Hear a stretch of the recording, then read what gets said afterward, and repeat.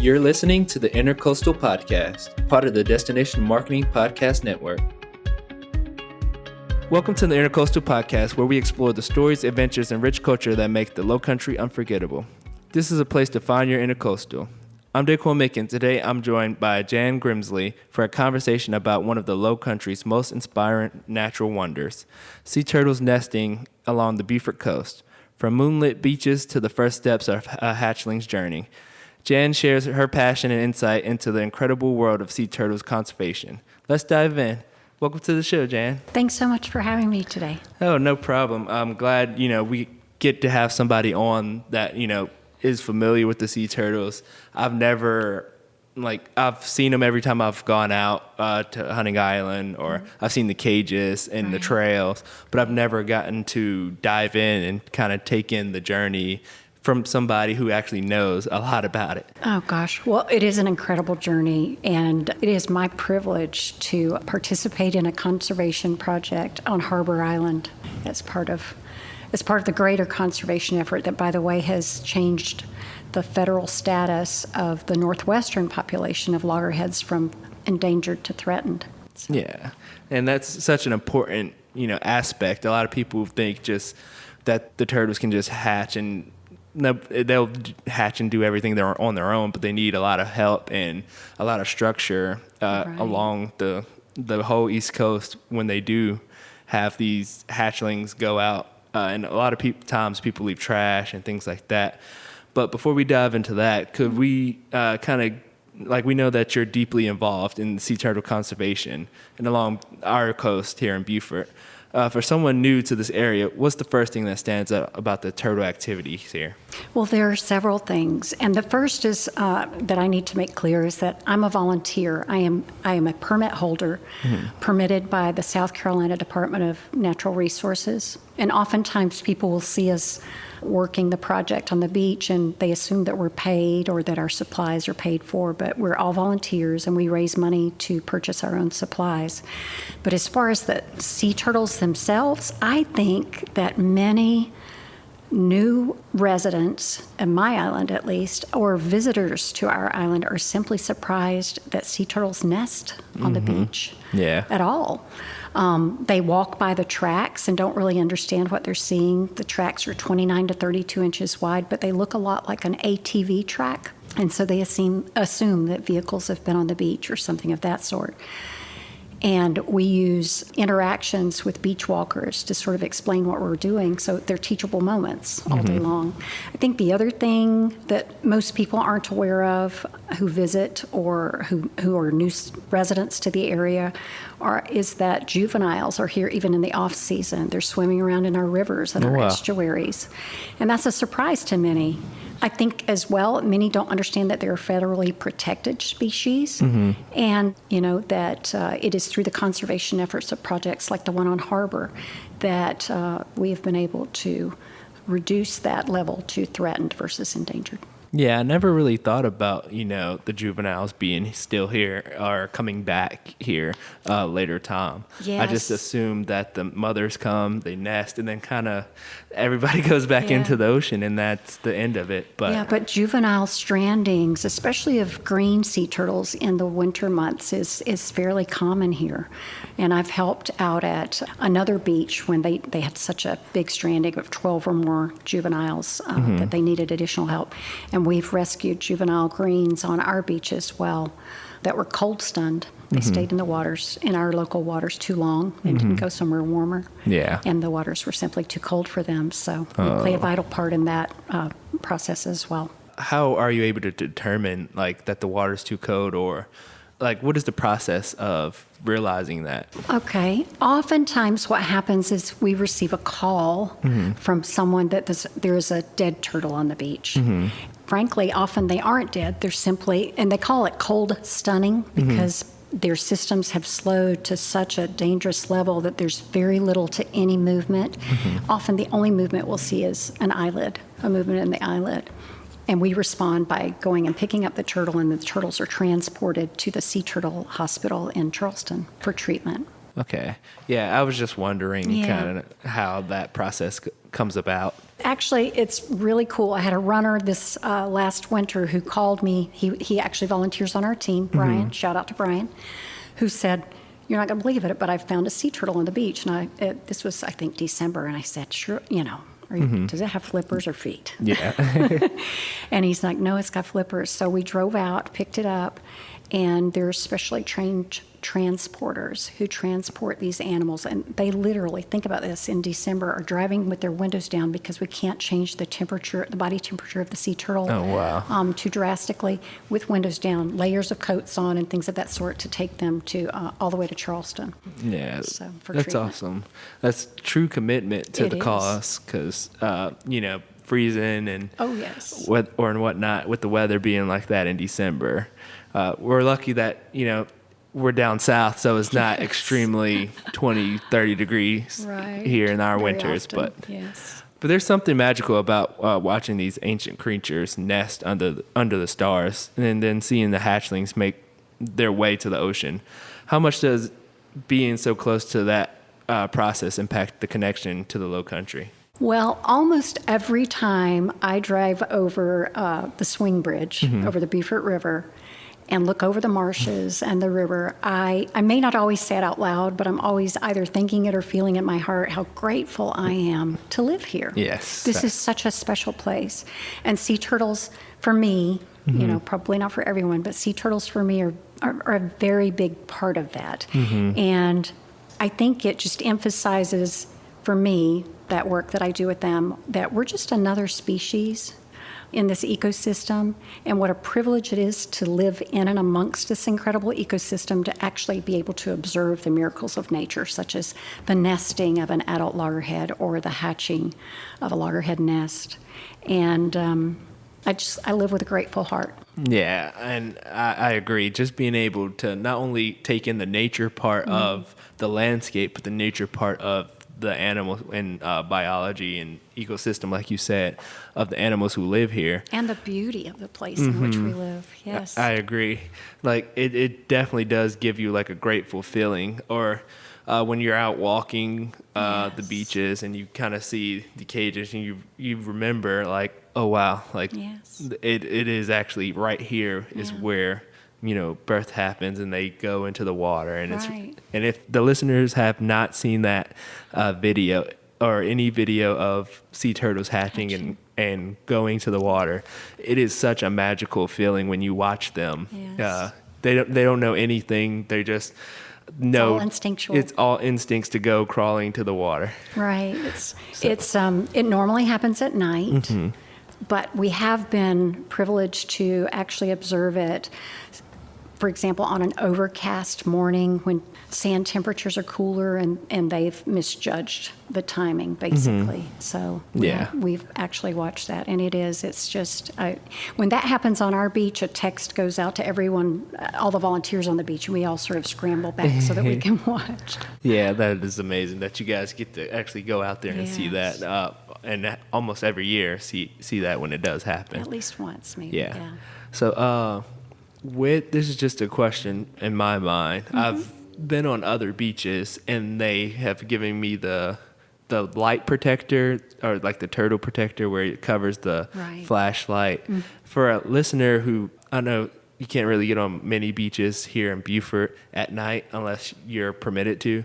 Can you explain like the protective like covering for like and what it does for the sea turtles? Right.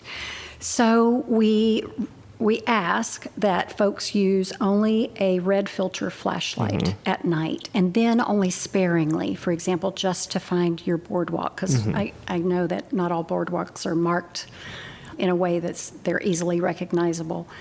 But it's not that the sea turtles can't see red on the light spectrum. It's simply that for whatever reason, it does not disturb them as much as, say, a white light would.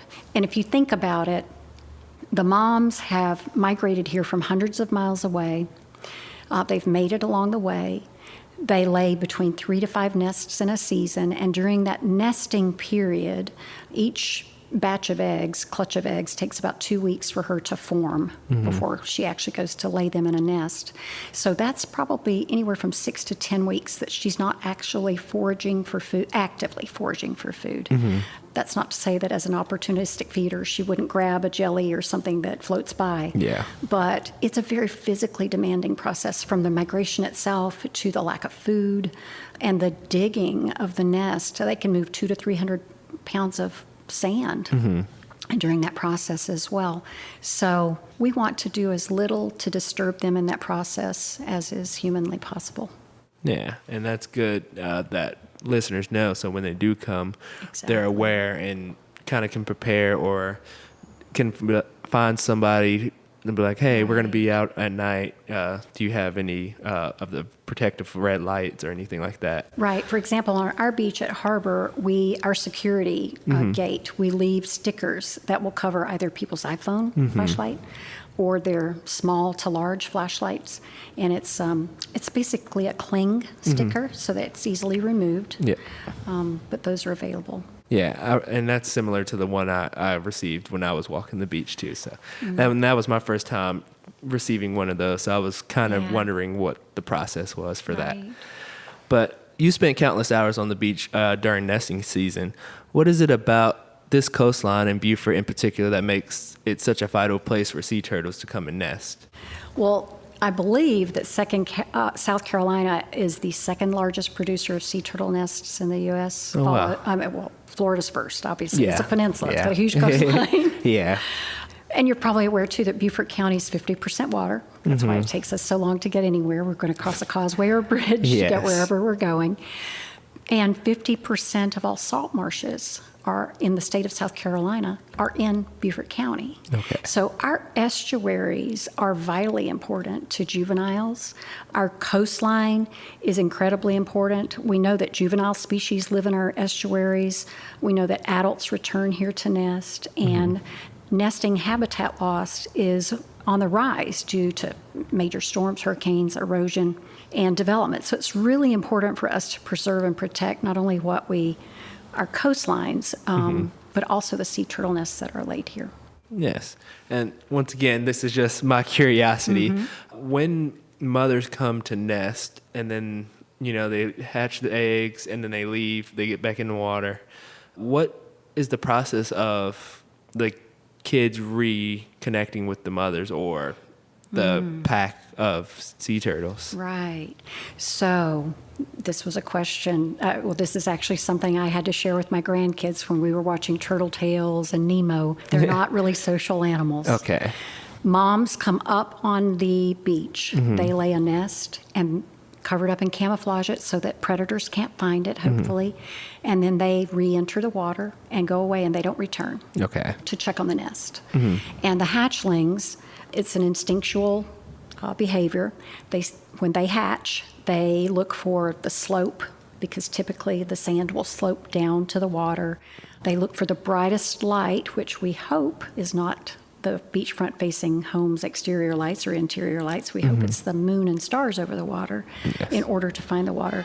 But really the only time they actively work together is in digging their way out of the nest. Okay. And that's, other than that, they're really not socially proactive. And then they go separate ways once they're... Okay. They do. Okay. Yeah, I was going to say, in my mind, you think of Nemo, and they're all in together and riding the stream. So that's your first thought, is that they're all going to stay together. But I guess that's just the movie. No, they head to a place in the Atlantic Ocean, typically called, it's called the Sargasso Sea. It's full of sargassum seaweed. It's about the same color that they are. It has lots of small organisms that they can live there until they're juveniles. It's everything they need to eat. And as a juvenile, then they're better able to defend themselves against predators in the water.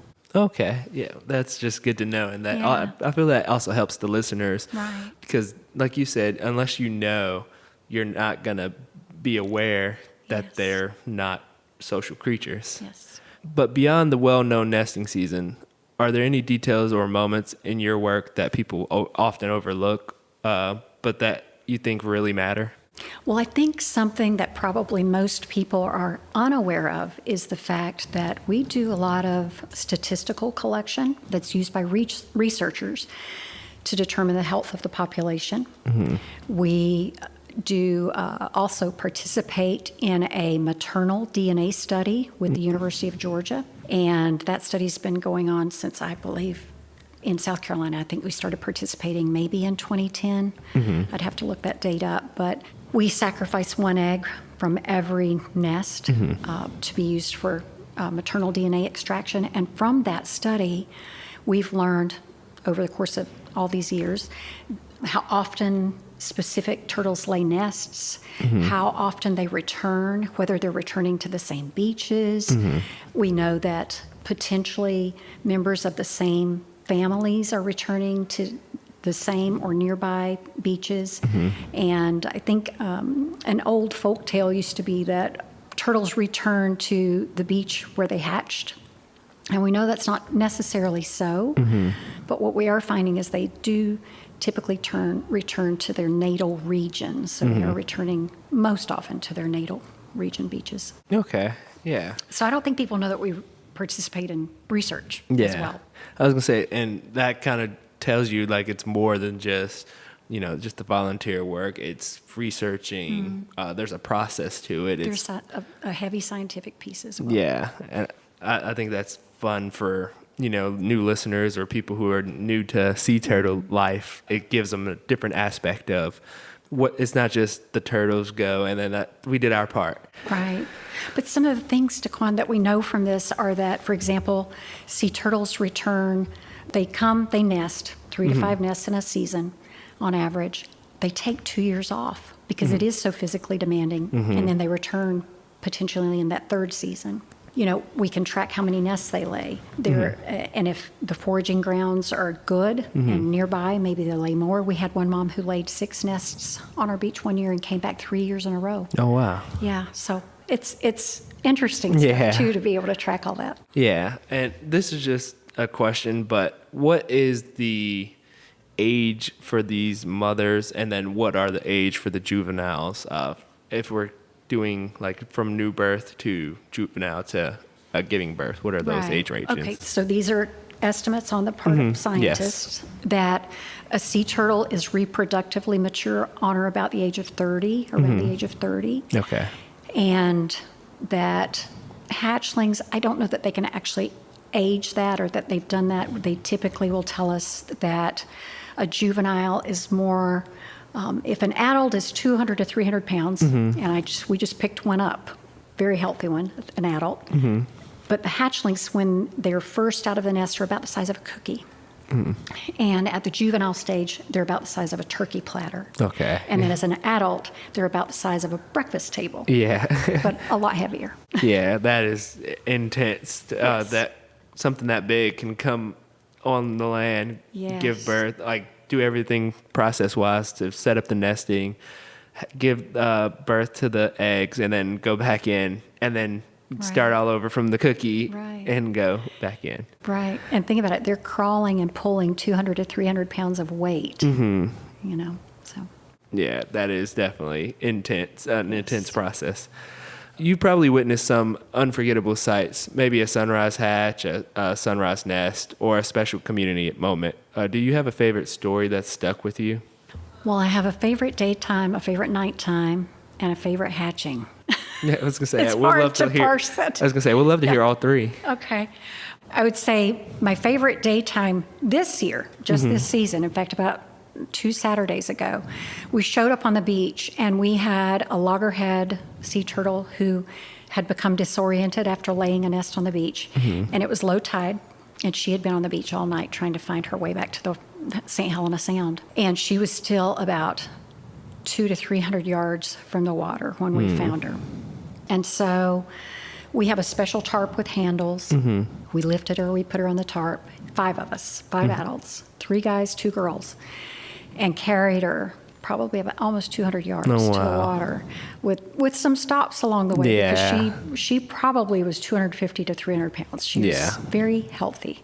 So that's actually my favorite this year because once she hit the water, it's like she knew she was home, I guess is the only way to put it. And then my favorite nighttime story is one night, a couple of years ago, I was called out because if you see a turtle on the beach at night and you call security on our island, they'll call a permit holder to come out because we take data. We measure, we check for flipper tags, we scan for pit tags, and then submit that information to DNR. But I was able to hang out with two moms that night. I finished one, the one I was called out for, and gathered all my data points.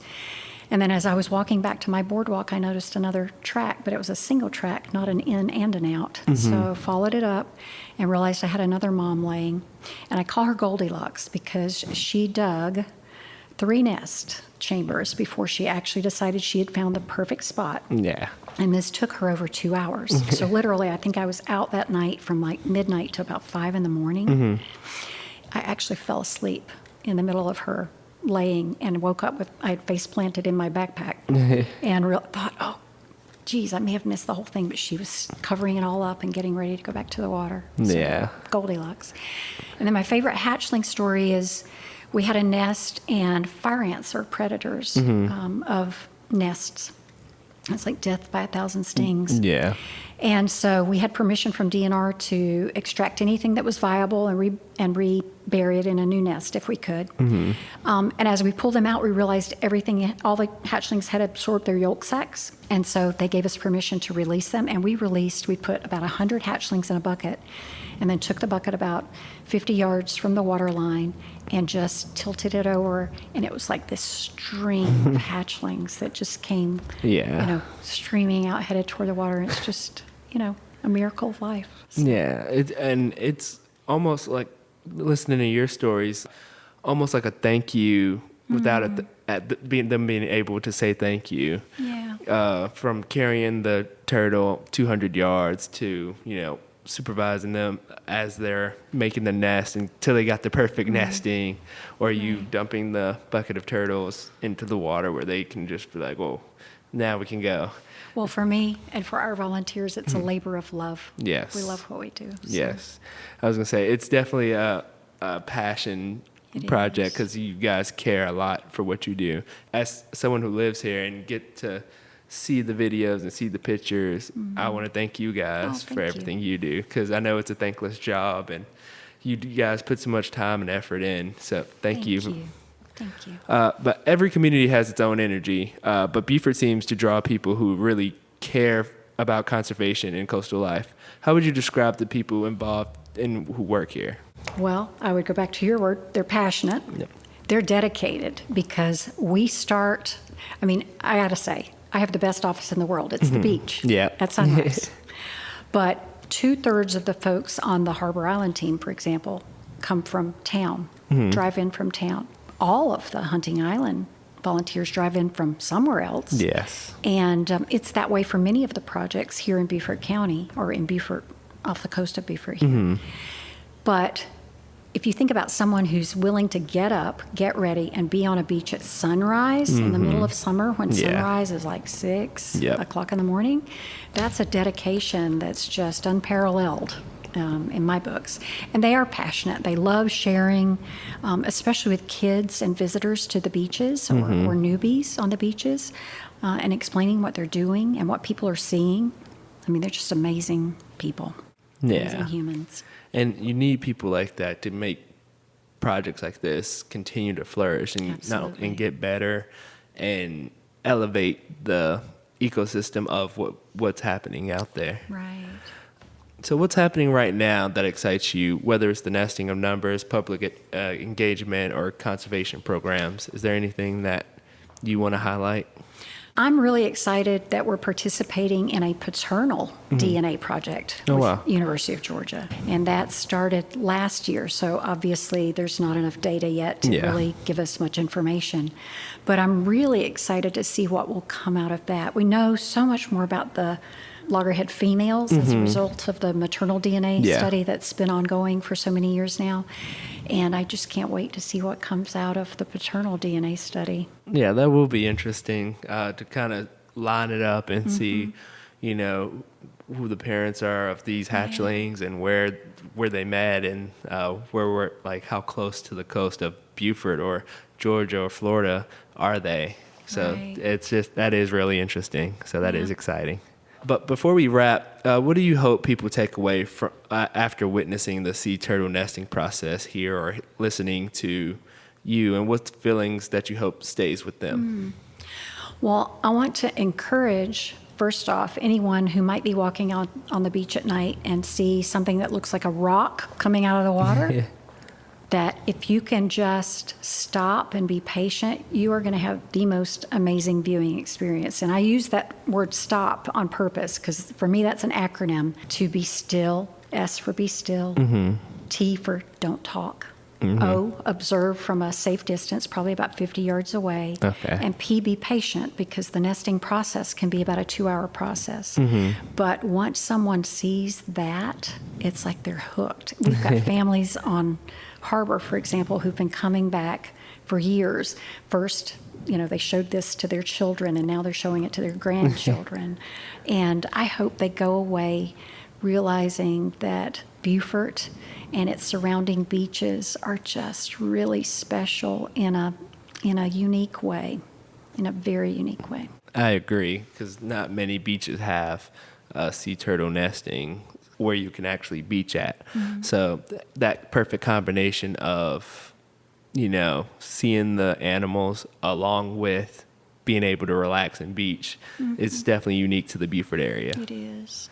It is. Thank you so much, Jan, for coming on the podcast. We really appreciate it, and we can feel your passion through the headphones. And sharing that and the conservation along with the Beaufort coast, from quiet morning patrols to incredible moments a hatchling reaches the sea. But thank you. Is there anywhere people can find you guys or, Oh, we have a Facebook page, the Harbor Island Sea Turtle Project. Pritchard's has a their team has a Facebook page. So does Hilton Head Island. So does Hunting Island. Most of the local beaches that are sponsoring sea turtle conservation projects have a Facebook page. We don't all have a website, but we do have a Facebook page, social media presence. Thank you guys for listening to the Intercoastal Podcast and listening to this episode where we listen to stories reminding us just how much life and wonder our shores actually hold. We hope we've inspired you to find your intercoastal wherever your journey takes you. You can follow us on social media at visit_BeaufortSC on Instagram or at BeaufortSC on Facebook. Don't forget to like, subscribe, and leave a review, and share our podcast with others who love the Lowcountry. We'll talk to y'all next time. This has been another episode of the Intercoastal Podcast, hosted by Daquan Mickens and the team at Visit Beaufort, Port Royal, and the Sea Islands. Produced by Revolt.